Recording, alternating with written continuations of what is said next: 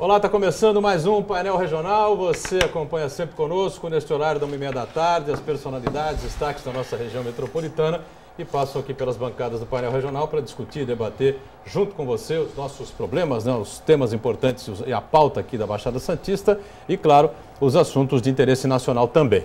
Telefone sempre aberto, 30 14 52 81. Você liga, envia a sua pergunta, o seu comentário, a sua opinião a respeito dos assuntos que a gente coloca em debate e, claro, participa com a gente aqui do Painel Regional. Pelas redes sociais também à sua disposição para a sua mensagem, facebook.com/Painel Regional TV. Participam aqui nesta edição de segunda-feira do Painel Regional, aqui à minha esquerda, nosso Francisco Pacilo, advogado, comentarista habitual do painel, como é o Heraldo José dos Santos, ao lado do Pacilo. E aqui à minha direita, mais uma vez conosco, advogado também comentarista habitual do Painel Regional, nosso Manuel Rogério. Sempre na abertura, manchetes, destaques aqui dos jornais, ou do jornal, neste caso, né, especificamente, parceiro do nosso Painel Regional no dia a dia aqui do programa. Você vê aqui na capa, centralizar, aproximar um pouquinho mais aqui, né, a capa do DL desta segunda-feira. Dá para centralizar, chegar um pouquinho mais? O volume de lixo cresce, 2,7% ao ano em São Vicente. Um problema dramático que veio a população vicentina. Buscando soluções, a Prefeitura elabora aí um plano municipal de gestão integrada de resíduos sólidos. TL para o nosso Pacilo, para o Heraldo e a edição do Diário do Litoral de hoje para o Manuel Rogério. A gente já cumprimenta e agradece os companheiros de bancada desta segunda-feira. Francisco Pacilo, prazer revê-lo aqui novamente. Tudo bem, Pacilo? Tudo bem, Boturão, Heraldo, Rogério, Daniele.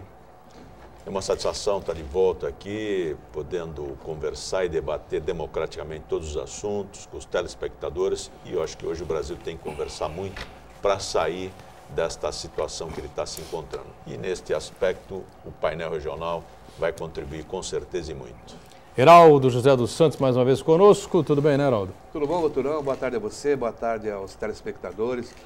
Colega Pacilo, de retorno, fazia tempo que não comparecia a esta bancada, com a sua eloquência sempre muito bem vista pelos nossos telespectadores. Doutor Manuel Rogério também quero cumprimentar, e assim como a nossa querida Daniela, sempre abrilhantando as tardes do Painel Regional. Muito bem. Manuel Rogério, prazer revê-lo aqui mais uma vez. Tudo bem, Rogério? Tudo bem, doutorão, prazer é todo meu. Prazer especial ao doutor Pacilo, doutor Heraldo, a Daniela. E aquele recado sempre especial aos nossos telespectadores. Uma boa tarde. Muito bem, a gente já confirma o telefone, o nosso espaço pelas redes sociais. Lembrando sempre a você que estamos online pelo site da TV Santa Cecília, Santa Portal. Clique lá no ícone do Painel Regional e acompanhe a gente em tempo real. E depois do programa encerrado, ele vai para o YouTube. Você pode então rever, se preferir, os trechos, não é, que achar mais interessantes, ou o programa por inteiro. Sempre atenta à nossa produção e à sua participação aqui no Painel Regional. A Daniela Fiscarelli está mais uma vez com a gente. Tudo bem, Daniela? Tudo. Boa tarde a todos. Boa tarde a você de casa que está nos acompanhando. Nosso Facebook já está aberto esperando a sua participação, com dúvidas, sugestões, críticas, opiniões. A nossa bancada do Painel Regional é democrática. E a produção também está te esperando através do telefone 30 14 52 81. Bom, na última sexta-feira nós discutimos ainda aqui, né, essa pesquisa que foi produzida pela equipe da Unifesp aqui na nossa região da Baixada Santista, essa relação entre os trabalhadores portuários e o consumo de drogas, maconha, cocaína, crack, não é? Essa situação toda que acabou de alguma forma denegrindo a imagem do trabalhador portuário aqui do Porto de Santos. E hoje houve aí uma manifestação dos portuários, enfim. Daniela e a equipe do painel acompanharam, foi isso, Dani? Isso, eu estive com a equipe do painel regional acompanhando a manifestação dos estivadores contra essa matéria que foi veiculada dizendo que 25% deles são usuários de crack e cocaína. Lá eu conversei com o Sandro, diretor do Sindicato dos Estivadores, que explicou melhor a situação. Acompanhando a matéria.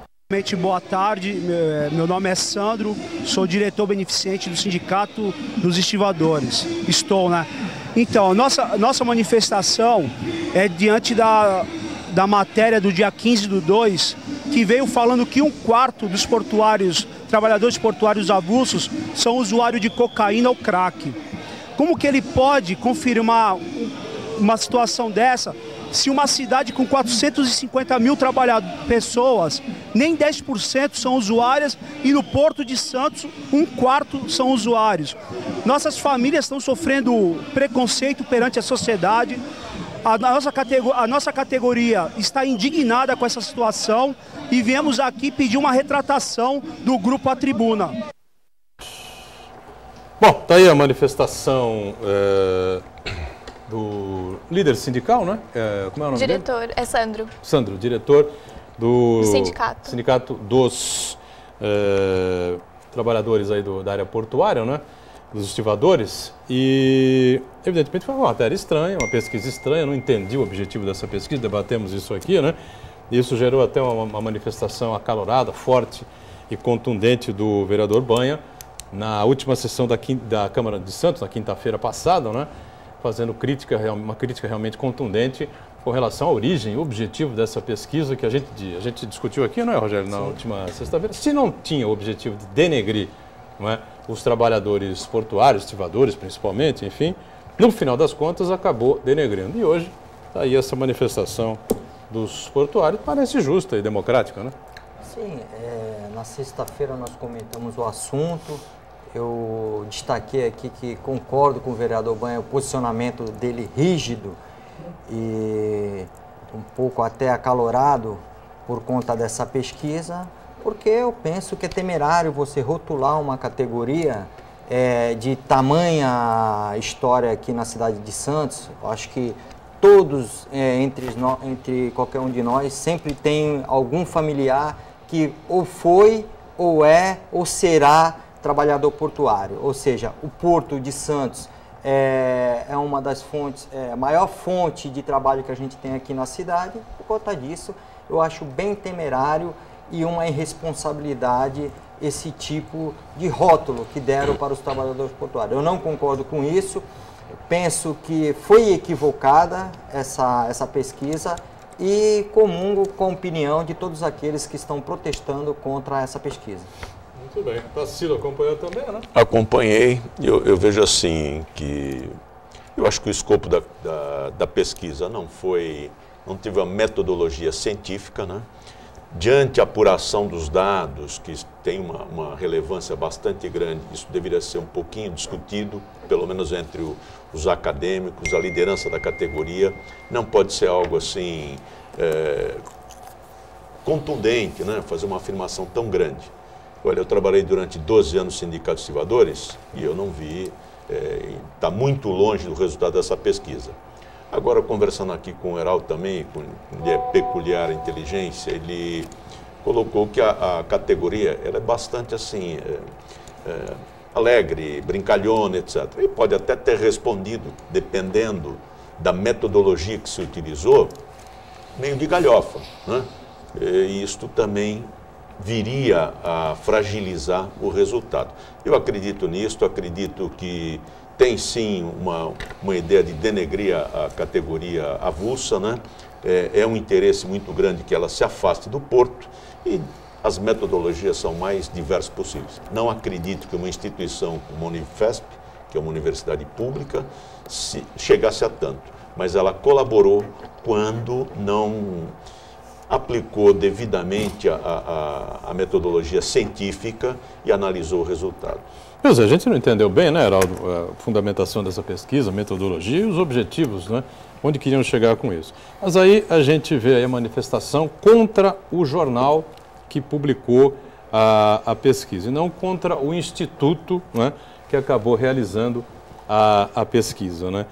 Jornalisticamente, eu acho até que o jornal tem a sua responsabilidade, claro, né, o jornal divulgou a pesquisa, está se responsabilizando, né, por aquilo que coloca nas suas páginas, né. Agora, fundamentalmente, seria deveria o sindicato tirar satisfações com a Unifesp, né, ou com o setor de pesquisa, né, da universidade. Exatamente, com todo o respeito que a gente tem pelos trabalhadores portuários, a manifestação é legítima, o protesto é legítimo, mas eu acho que houve um erro de direcionamento.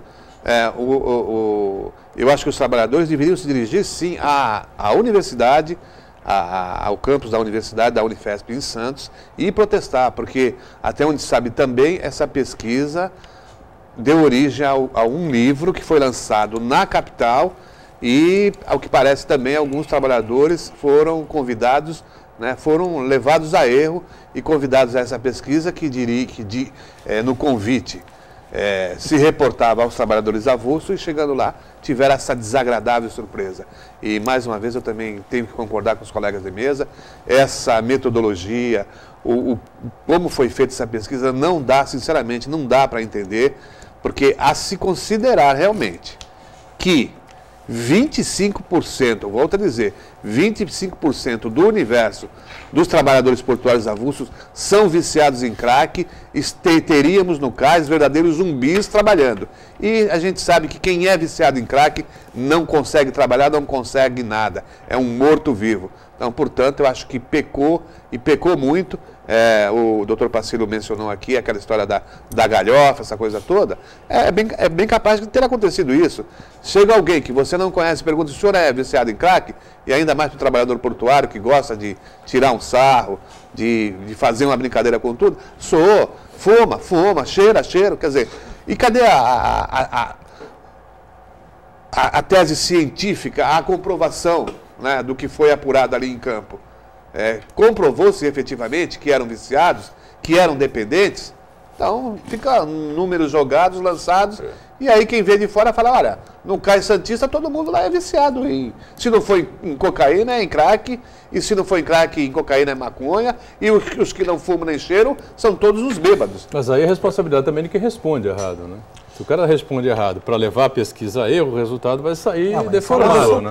É uma suposição do errado. Você tem que comprovar uma pesquisa. Exatamente, científico. Se você fala assim, ó, de um universo de 2.000 pessoas, 40% não tem braço. E aí você vai verificar em campo, todos têm braço. Não, eu vejo também o seguinte, Geraldo, eu acho que existem banco de dados públicos, né, com dados sobre a saúde pública que você tem que checar. Pô, é um negócio científico, tem que ser preciso. Eu não posso simplesmente fazer um questionário, vou fazer uma pesquisa de campo, põe lá os estagiários e anota qualquer coisa. Eu tenho que ter uma noção a respeito do resultado e checar o resultado, senão não é científico. Além disso, nós temos informações de especialistas que o cidadão ele pode ser um usuário social, vamos dizer assim, da cocaína, mas não do crack. Do crack não tem como fazer isso, sabe? Eu só vou dar uma pipada no crack de 15 em 15 dias ou no final de semana, não tem como. Ele é viciado todos os dias, caramba. Quer dizer, o crack é realmente mais complicado. Partindo, né, de cientistas 25% sociais são viciados em crack. Em crack. Tem certeza? Não é que 25% sejam usuários de droga, não é isso? Não. 25% de crack. De crack, 34 eu não estou com a pesquisa aqui agora. 34 de maconha. E 80 e pouco de cocaína. 80 e pouco de bebidas alcoólicas. Bom, realmente é um número impressionante, né, esses números da pesquisa. Quer dizer, menos de 10, 12% que seriam trabalhadores que não fariam uso de nenhuma droga. Não, agora, com todo o respeito ao órgão de comunicação que divulgou essa pesquisa, eu tenho que dizer aqui que foi temerário também a publicação dessa pesquisa, porque acabou denigrindo uma imagem e não alcançou só os trabalhadores pontualmente, mas foi no lar dessas pessoas, no lar desses trabalhadores, influenciou em toda a família, os seus familiares, um filho que o seu pai trabalha no porto, um colega de escola está olhando para ele como? Uma professora está olhando para esse filho como?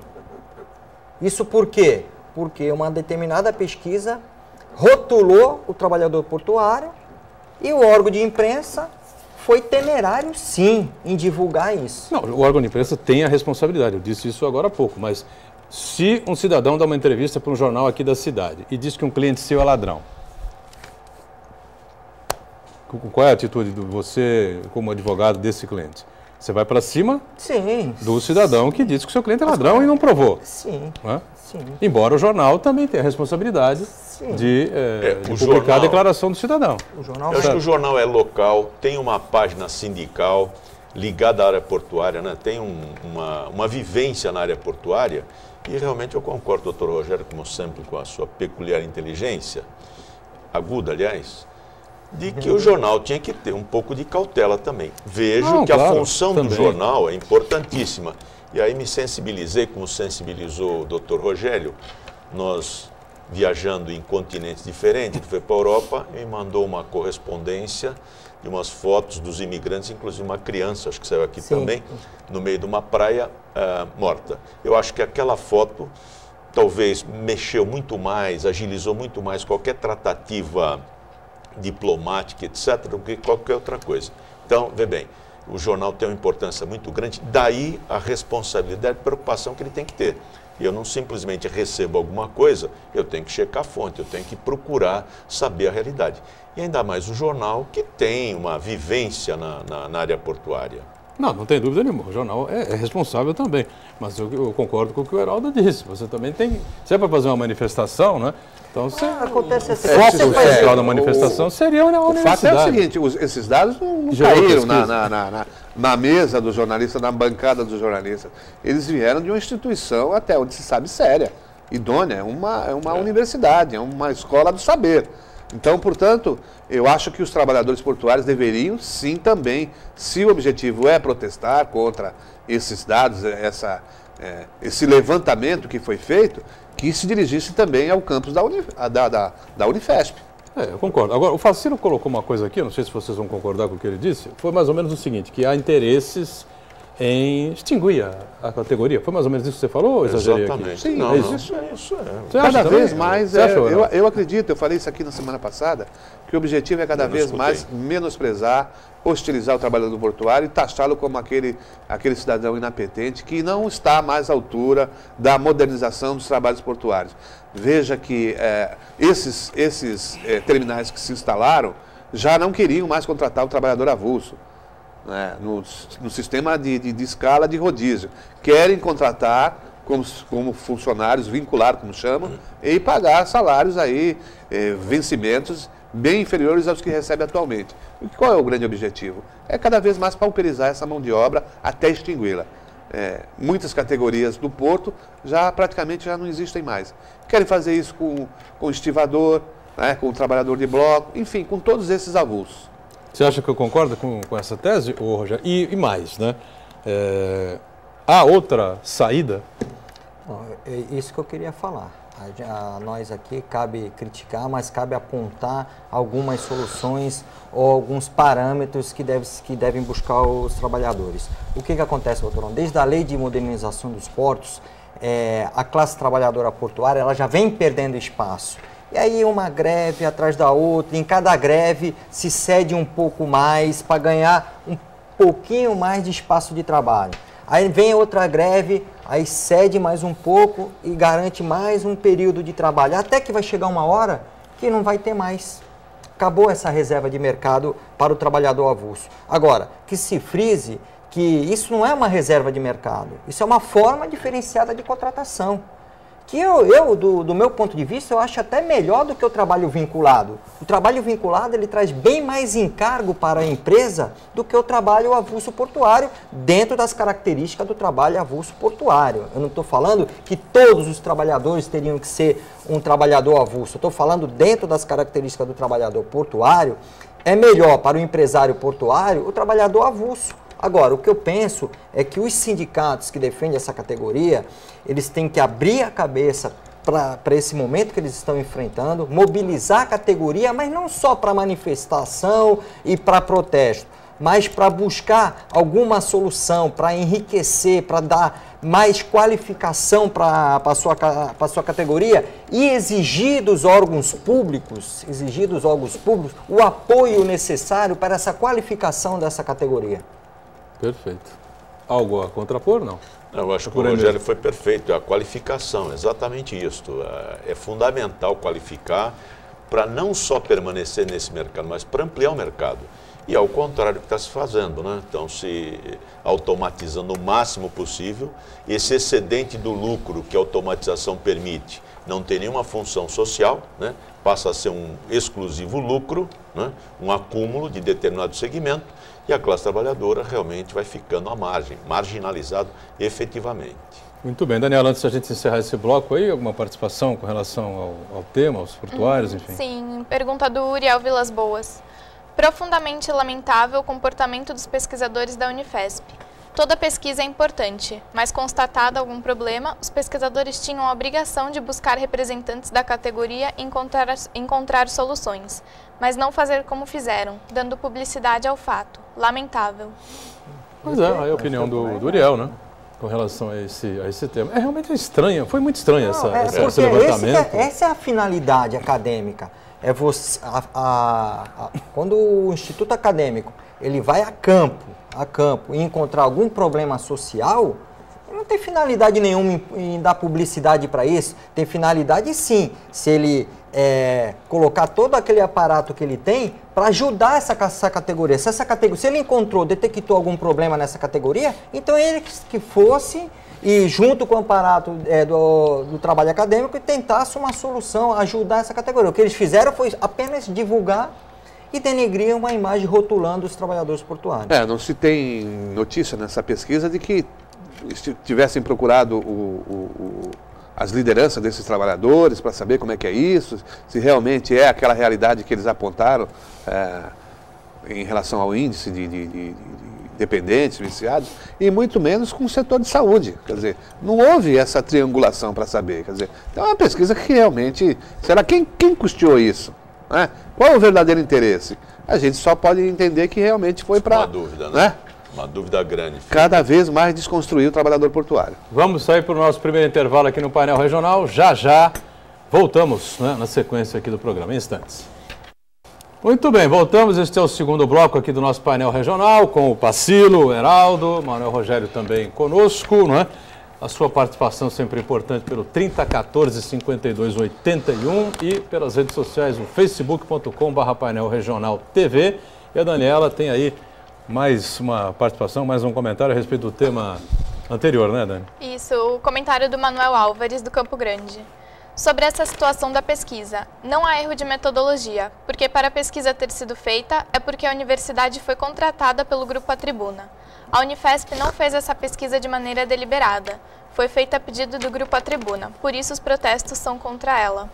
Mas como o nome do... Manuel Álvares. Manuel, eu não sei como é que o Manuel Alves tem essa informação de que o Grupo A Tribuna, o Jornal A Tribuna, contratou a Unifesp para fazer esse levantamento, para fazer essa pesquisa. Na verdade, acho que na reportagem, Heraldo, acho que não consta lá A, B, C e D que tenham contratado a Unifesp para fazer esse levantamento. Né? Com todo respeito ao telespectador, ele está equivocado. A Tribuna tem o seu instituto próprio de pesquisa. Tem o IPAT. Não contrataria a universidade e isso, pelo menos, está bem claro na reportagem lá que foi publicada semana passada. Muito bem, é verdade. Isso que realmente me estranhou. Bom, página virada, né? Vamos dar sequência e continuar acompanhando esse caso, que realmente a imagem do trabalhador portuário ficou bastante prejudicada com essa pesquisa que foi divulgada aí, né? Bom, Lava Jato continua, viu, meu caro Manuel Rogério, Pacilo. Vamos lá, como diz o vereador Banha, né, que costuma falar essa coisa, vai moendo a carne aí e tal, não é isso? Vai moendo aí e tal, porque vamos seguir. 19ª etapa da Operação Lava Jato, começou hoje pela manhã, não é? Preso um dos donos da Engevix, né? Engevix, a construtora, não é? Operação apelidada como Nessun Dorma. Né? Em italiano significa? Dormir. Ninguém dorme, né? Em italiano significa isso. 35 policiais estão hoje ainda, né? Neste horário aqui do ao vivo. Você que está na reprise, evidentemente que a operação já deve ter terminado, já deve ter muitas informações sobre isso, né? 11 mandados de busca entre São Paulo, Rio de Janeiro e Florianópolis. José Antunes Sobrinho, um dos sócios da construtora, da Engevix, foi preso nesta manhã, né? E é uma prisão preventiva, ele foi preso em Florianópolis, né? E isso não acaba nunca, né, o meu caro Francisco Pacilo? Olha, é bom para o Brasil espera um amanhecer, a Polícia Federal trabalha ao amanhecer, quem cedo madruga, Deus ajuda. Eu acho que o Brasil está sendo ajudado a mudar, a limpar um pouco, né? A sanear essa imundície que veio aí com Lula, Dilma, etc. E aquele pessoal lá da Petrobras. Isso foi instituído pelo PT, essa organização criminosa no Estado. Então, eu acho que isso está ficando claro, né? E agora, de uma forma bastante contraditória, a Dilma luta para que não haja financiamento privado de campanha. O PT tem um projeto, felizmente eles foram gulosos demais e acabaram se perdendo. O que aconteceu? Queriam fazer se apropriar do Estado, né? As últimas consequências, a gente está vendo o resultado. Não tem projeto, não tem nenhum tipo de desenvolvimento à vista, não se sabe por que o povo, principalmente os trabalhadores, estão fazendo esse sacrifício, por este rombo provocado pelo PT, né? E isto tem que ficar claro, a Polícia Federal tem que agir. Eu espero um porvir, ainda que seja a conta-gotas e cada dia. Se a Polícia Federal tiver que trabalhar sempre para o Brasil melhorar, vamos prestigiar. Manuel Rogério, hoje na Rádio Bandeirantes, pela manhã, estava ouvindo um comentário a respeito disso, né? E segundo um dos jornalistas da mesa lá, se a gente for comparar com o Mãos Limpas, enfim, contra a máfia italiana, estaríamos assim nos aproximando talvez da metade da Operação Lava Jato. Mas se for assim, termina o segundo mandato da presidente Dilma, se ela não for apiada do cargo, evidentemente, e a Lava Jato continua, né, pelo jeito. O que a gente vê é um trabalho diferenciado que está sendo elaborado por essa equipe que compõe o Ministério Público, a Polícia Federal e o juiz Moro. Ou seja, é claro que o juiz tem que estar imparcial sobre isso, ele não pode fazer parte da equipe, mas ele compõe o sistema que vai buscar punir quem realmente é culpado e inocentar aqueles que são inocentes, num devido processo legal. Você vê que você fica naquele vácuo de ação da Operação Lava Jato e todos ficam pensando o que acontece agora. E de repente, de uma hora para outra, é emitido um mandado de prisão preventiva, mandado de prisão provisória, temporária, quer dizer, condução coercitiva para a pessoa ir ser levada lá repentinamente, que a condução coercitiva, de repente chega a polícia, eu vou te levar agora para ser ouvido. Não dá tempo nem da pessoa falar assim, eu quero meu advogado. Você pode ligar para ele, mas você está indo agora. Mas ilegal, né? Mas é... Ilegal, completamente ilegal. Mas ele tem direito a advogado. Eu não estou defendendo quem é corrupto, mas a polícia não pode chegar na sua casa e falar... Mas é um instrumento processual. Como? Tem que ter uma ordem judicial, doutor. Não, então, mandato de condução coercitiva. Não, mas tem que ter uma acusação primeiro. Mas é um instrumento processual que Isso é que acaba ferindo a investigação, esse tipo de excesso. Eu acho que quando chegou na condução coercitiva é porque já foi chamado. É porque, exatamente, viu, tem que ter uma origem. Aí é onde eu queria chegar. Sim, se foi intimada a prestar esclarecimento não foi, aí sim. Aí é onde eu quero chegar, que na forma como está atuando a Lava Jato, paulatinamente, com certas cautelas, você vê que uma prisão preventiva agora, outra prisão temporária, que são diferentes. A prisão preventiva é aquela e que ele não tem um prazo determinado. Ele pode ficar aí 30 ou mais dias, porque ele está afrontando alguns do instituto previsto no artigo 312 do Código de Processo Penal. Enquanto que a prisão temporária já é específica, tem 5 dias, prorrogável por mais 5 dias quando não é crime hediondo. Se for crime hediondo, 30 dias. Mas, enfim, você vê que a instituição, vou falar em instituição, Operação Lava Jato, que a Operação Lava Jato já é uma instituição brasileira. Você próprio aqui, parceiro, falou que está dando uma nova visão para os brasileiros, uma nova esperança de que a gente pode ter um país correto, um país que fique livre dos corruptos. E você, Boturão, falando que ela está já quase chegando na operação italiana, que é mundialmente conhecida. Mãos limpas. Mãos limpas. Enfim... A pena da Lava Jato é que ela caiu, foi coincidir quase com essa bruta crise econômica que passa o Brasil e pelo estelionato eleitoral promovido, né, pelo partido que hoje está no poder. Né? Senão, realmente, o brasileiro teria, me parece, uma uma visão realmente de um fundo mais azulado aí, né, no túnel, me parece. Mas essa questão da crise econômica, isso é passageiro. Isso aí, o Brasil tem condições de sair da crise. Mas o Brasil já teve nota rebaixada, afinal, para o Brasil chegar a nota que ele tinha na época do governo do PSDB, ele tem que ser rebaixado mais 2 vezes. Não, então, a nota no governo Lula foi uma nota que ele colocou o Brasil numa situação de país a Alemanha, bom pagador de investimentos. A Inglaterra, né? já chegou a bater panela, ficar com a vasilha vazia, e depois recuperou. Sempre lembrando que esses governos idealistas, dizendo que são governos para o trabalhador, esses sempre que levaram uma ideia de socialismo para chegar ao comunismo e pintando o capitalismo como se fosse o pior dos sistemas. Enfim, é uma ideologia que engana o povo, só favorece alguns, e o povo em si fica iludibriado por questões pontuais que depois paga a conta a todos nós. Muito bem. Daniela, participações aí com a gente, né, neste segundo bloco, não? Uma pergunta do Cosme da Areia Branca. O ministro Gilmar Mendes falou muitas verdades da corrupção no Brasil. O que vocês acham disso? O chefe da quadrilha da corrupção do Brasil vai viajar por vários estados do Brasil para dizer que o PT é um partido de boa índole. Aí eu quero saber, será que é com o nosso dinheiro que o Alibaba vai passear de jatinho? Olha, o ministro Gilmar Mendes, né, disse algo parecido com o que o Pacilo levantou há pouco aqui, né? Ele defende a tese de que o Partido dos Trabalhadores fez um caixa monstruoso em cima do dinheiro da Petrobras, do BNDES, enfim, e tomando posse praticamente, né, todas as estatais e boa parte do governo federal. Com isso, o governo queria o quê? Derrubar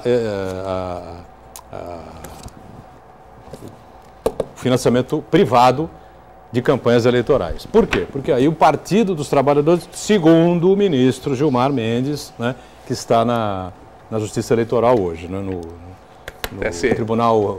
Tribunal Superior Eleitoral, na TSE.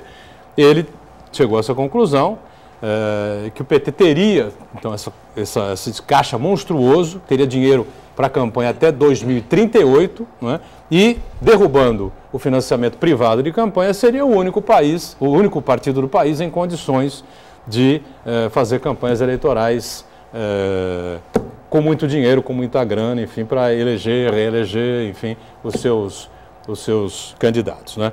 Agora, com relação ao Alibaba e ao líder da quadrilha, isso aí fica na opinião do telespectador. A tese do Gilmar Mendes inclui ainda o outro ministro lá, o Luiz Barroso, e a própria OAB, né, com o seu comando federal, que entrou com uma ação direta de inconstitucionalidade, né, questionando o suporte privado para as campanhas, né. Agora, eu fico pensando o seguinte, doutor, o senhor falou, né, louvou a Lava Jato, tal, doutor Rogério também, mas eu queria saber o seguinte, e se tivéssemos iniciado essa grande investigação lá atrás, no tempo em que o Paulo Francis falou, né, dos milhões que saíam da Petrobras e iam para os paraísos fiscais, essa coisa toda. Será que lá atrás nós já teríamos passado o país a limpo e evitaríamos essa sangria, essa roubalheira que aconteceu nos cofres públicos, doutor? 1996, essa declaração do Paulo Francis. E o Paulo Francis, que acabou falecendo por infarto na ameaça de uma ação de indenização contra ele. Que houve essa ação lá nos Estados Unidos. E lá é sério, né? Lá, quando se fala que vai para a justiça, o negócio funciona. Aqui a gente vai tateando. Olha, o momento ocorre, talvez naquela oportunidade, eu não acredito nem que fosse tão grande a roubalheira. A roubalheira poderia estar acontecendo de modo individual. O PT institucionalizou, organizou, quando ele aparelha todo o Estado, as estatais, etc., eu acredito na tese do Gilmar Mendes. E eu não vejo assim que há uma indignação completa de todo mundo quando, olha, eu vou devolver 90 milhões. O pessoal está cheio de dinheiro, o que está devolvendo aí, eu acho que é um limpa-queixo. Precedente, né? Que é muito, mas tem plausibilidade à tese esqueci o nome Gilmar Mendes. Tem plausibilidade pelo volume que a gente vê, a quantidade, e as pessoas falam com uma naturalidade. Não vou devolver 100 milhões de dólares, não vou devolver 50, sabe? É um negócio louco. Tem sim, está estocado em algum lugar.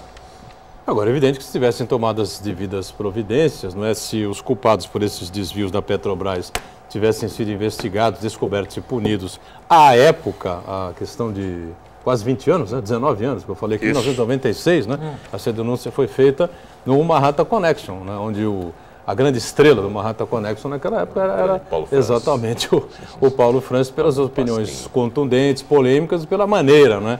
Como ele se manifestava na bancada do Manhattan Connection, que está aí até hoje. Evidentemente que a situação hoje poderia ser diferente, claro. Eu acho que houve uma organização, né? Aliás, o Zé Dirceu foi acusado disso. Exatamente. É isso que eu ia colocar. De institucionalização da corrupção. Exatamente isso. Quer dizer, se organizou com perfil, com verniz ideológico. Só isso. No fundo, foi roubalheira da grossa. Eu penso que corrupção não é um problema específico do brasileiro. E ainda que tivesse sido apurado toda essa questão em 1996, poderia nós estarmos passando por isso tudo novamente. Eu costumo, quando eu estou fora, ler o jornal, se inteirar das questões aí de fora também, para a gente não ter uma visão fechada do que é o Brasil. E eu lendo um jornal espanhol, eu estava lendo uma crônica de um escritor falando da corrupção catalã.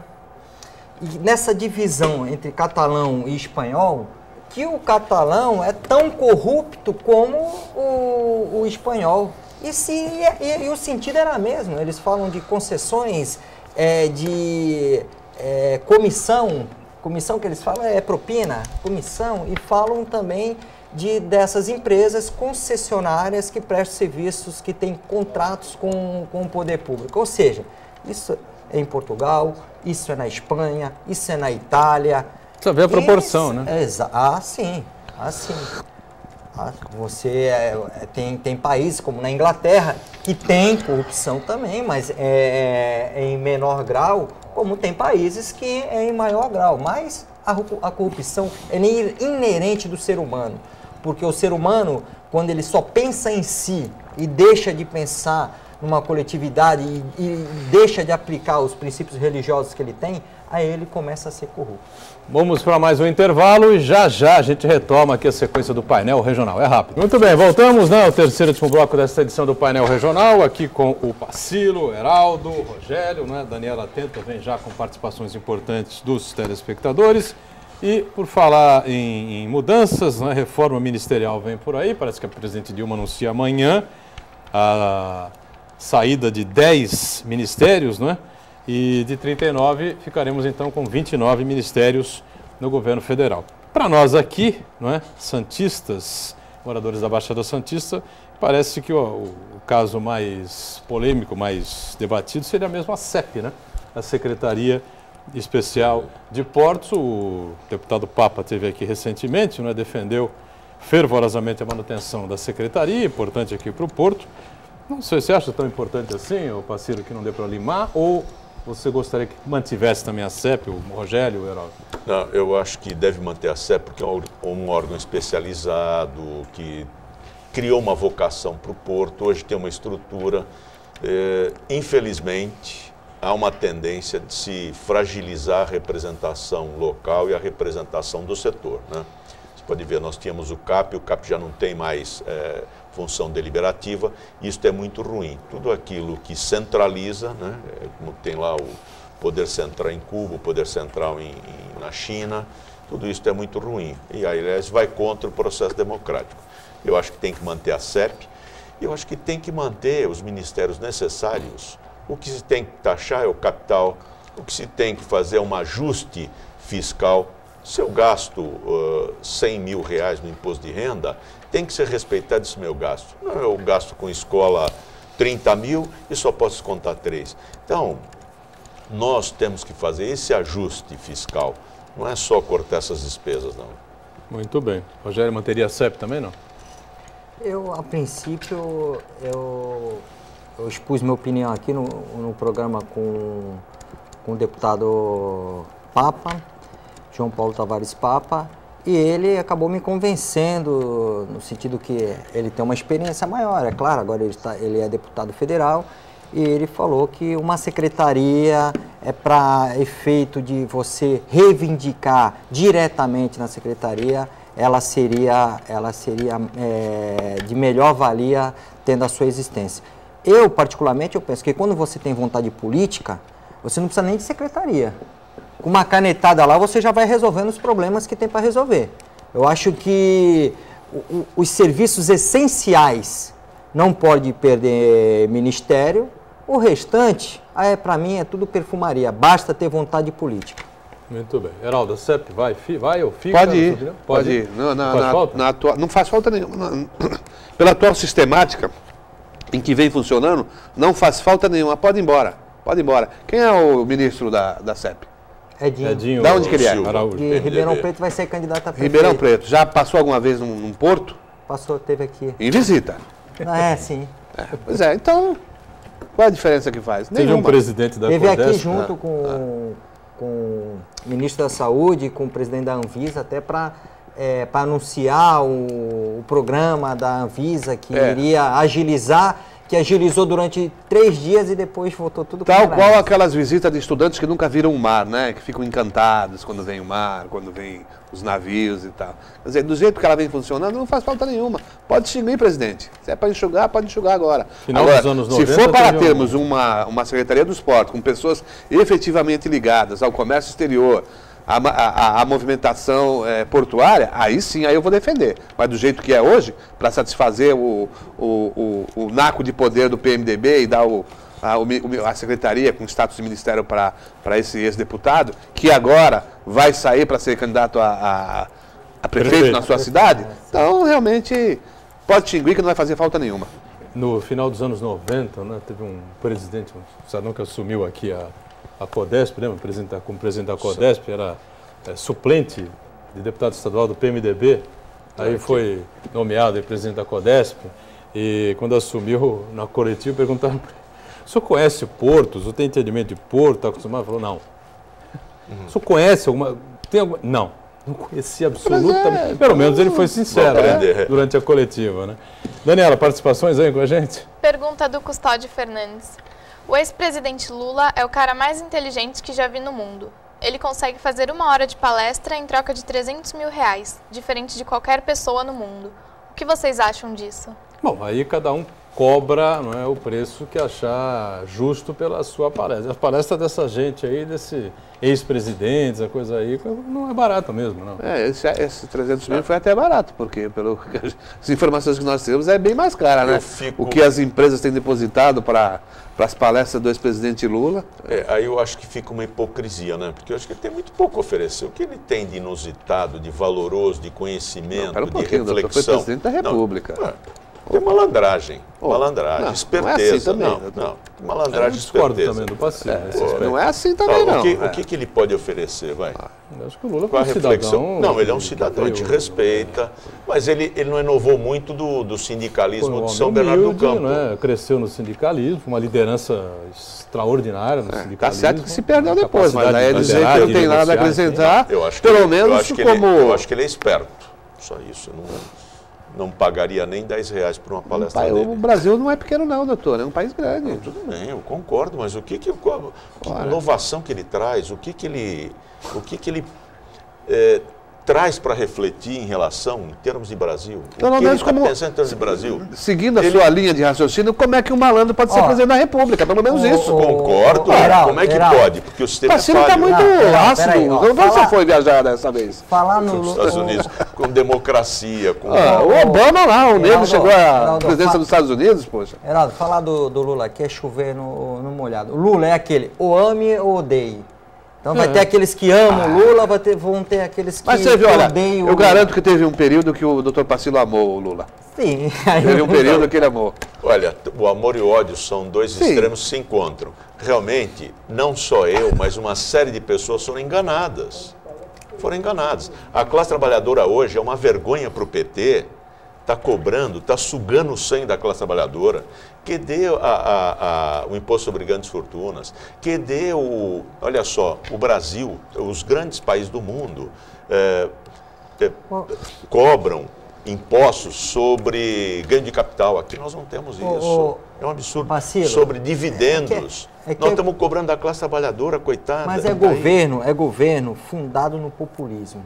Governo fundado no populismo, uma hora vai aparecer a conta para pagar e está aí. Isso aconteceu com a Argentina, isso aconteceu no Paraguai, isso aconteceu aí nesses países. Na Venezuela, a Venezuela nem existe, aquilo não pode nem se dizer que é país. Acho que quem foi na Venezuela vai ver que aquilo é desorganização total. Você não consegue enxergar um Estado ali com comando. Você vê aquela coisa toda desorganizada. Mas eu só queria voltar na questão da CEP, que a gente aqui critica, mas a gente tem aquela ideia de apresentar algumas soluções. Eu penso que o melhor, já que vai encerrar a CEP por conta desse ajuste não há garantia fiscal, ainda que a CEP vai ser, mas a candidata... Eu penso que seria melhor, isso nós estamos vendo agora nessa greve do fiscal agropecuário, você integrar um órgão onde esteja integrado a Receita Federal, a aduana, o Ministério da Agricultura, que cuida da VIGIA, que é a Vigilância Agropecuária dos produtos de origem animal, como de origem vegetal, a Anvisa, o Exército, porque tem muita coisa que o Exército também faz parte do órgão interveniente, o DSEX, você integrar todos esses órgãos num só, aonde que você encontre solução efetiva para o quê? Para aumentar as exportações brasileiras. Porque às vezes você vê, arrumou aqui, a Receita Federal está totalmente aparelhada. O Ministério da Agricultura não acompanha, falta infraestrutura. E agora o Ministério da Agricultura arrumou, a Anvisa não acompanha. Aí não adianta. Daniela, pois não. Comentário do Manuel Álvares. A gente tem que tomar muito cuidado na hora de fazer uma pergunta, mas eu coloquei no subjetivo que, a princípio, seria a tribuna. Uma pesquisa tem que ser contratada por alguém, concorda? Você não faz um trabalho se ninguém te pedir. Realmente, a tribuna tem o próprio instituto, mas a princípio poderia ser ela a contratante. Não, a princípio poderia ser, mas com certeza não é. O Jornal Tribuna tem lá o seu instituto, como o Grupo Tribuna tem o seu instituto, que é o IPAT, coordenado pelo Alcindo Gonçalves, que a gente respeita, claro. Como respeitamos, temos uma ótima relação com todos os companheiros lá do Jornal Tribuna, do Grupo Tribuna, e damos aqui por encerrada esta polêmica, tá certo? Olha, para não dizer que não falamos de flores, né, e vamos continuar falando de espinhos, a paralisação nas agências do INSS continua, né? A informação de que o 13º dos aposentados e pensionistas não vai ser prejudicada no momento. Mas quem pretende se aposentar, meu caro Manuel Rogério, está encontrando enormes problemas e enormes dificuldades, né? Você vê aí que o problema do governo Dilma não se resume só na parte econômica. Ele já está afrontando a nossa Constituição, porque um dos princípios da Constituição Federal, inserido com a emenda 19, ele diz o quê? O princípio da eficiência. E eficiência administrativa é o quê? No mínimo, atender o administrado. No mínimo, atender aquele que vem buscar o serviço. Isso a gente está vendo no INSS, estamos vendo no Ministério da Agricultura, que está em greve, e vão vir muito mais órgãos que estarão impondo greve por conta que nenhum servidor público federal vai ter aumento. Muito bem. Mas o Congresso autorizou o aumento, né? Aprovou o aumento, a presidente vetou.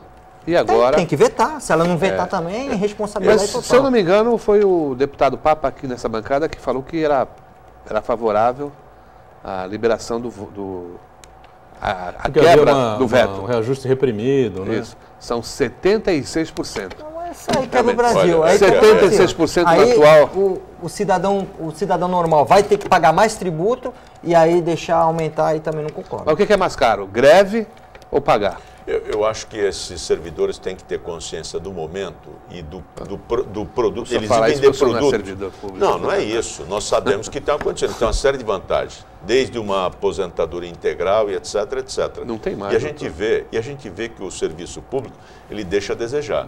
Então, vamos aumento, etc. Mas vamos trabalhar, vamos prestar um serviço devido e adequado. Quantas sempre jogar categorias federais estão em greve hoje no país, doutor? Então, porque... Correios, Correios também. Eu acho Correio, o Judiciário. Na verdade, Eles ela estão não, forçando uma barra. na verdade, o veto não tem o significado de que não vai ser dado o aumento. Né? Ela prorrogou para 6, 7, 8 meses, não é? Para se fazer esses reajustes aí do funcionalismo Não, essa público, é outra É outra situação. categoria, outra situação. E só teria o reajuste em vez no começo do mês, lá depois do primeiro semestre de 2016. Pois é, com essas greves pipocando, com os índices caindo aí, de popularidade da presidente caindo pela... Faz tempo que não se divulga uma pesquisa, né? Aliás, de avaliação do governo. Bateu no chão, bateu no zero. Não tem mais É traço. negativo. Agora é traço? É traço. -1, -2? Não chegou mesmo, tá no traço. E a gente Quer dizer, sem vai efeito caminhando nenhum. naqueles termos que foram citados pelo vice-presidente Michel Temer, né? Dizendo que com 6, 7, 8% de popularidade, de aprovação, nenhum governo se segura. Isso é óbvio, né? Nenhum governo vai se segurar. Se ela não conseguir um giro de 180 graus, pelo menos, né, para seguir num outro rumo, Atingir vai ficar 18, muito difícil, né? sobe 100%? Vai atingir o quê? 18 pontos? 18 pontos? O giro que você fala é mais ou menos isso. Não, mas aí ela cresceria um pouco mais, né? Teria que haver uma... Então tem que teria ser que haver mais. aprovação por parte do Congresso desse ajuste fiscal. Agora, vem a CPMF será enviada ao Congresso hoje. Eu acho passa? Dificilmente. Não passa? Na Não. Câmara Também não acho que não passa. passa, Rogério? Penso que não passa, mas eu acho que não há outra solução senão aumentar a arrecadação para o cofre público. Se não aumentar, não vai ter solução. Eu acho que o que tem que fazer, olha, qual é o projeto, onde nós vamos chegar, para nós fazermos sacrifício ou não. Porque fora disso, olha, nós precisamos, vai acontecer, e a gente não sabe em que termos, qual é o valor, qual é o montante e para onde nós vamos.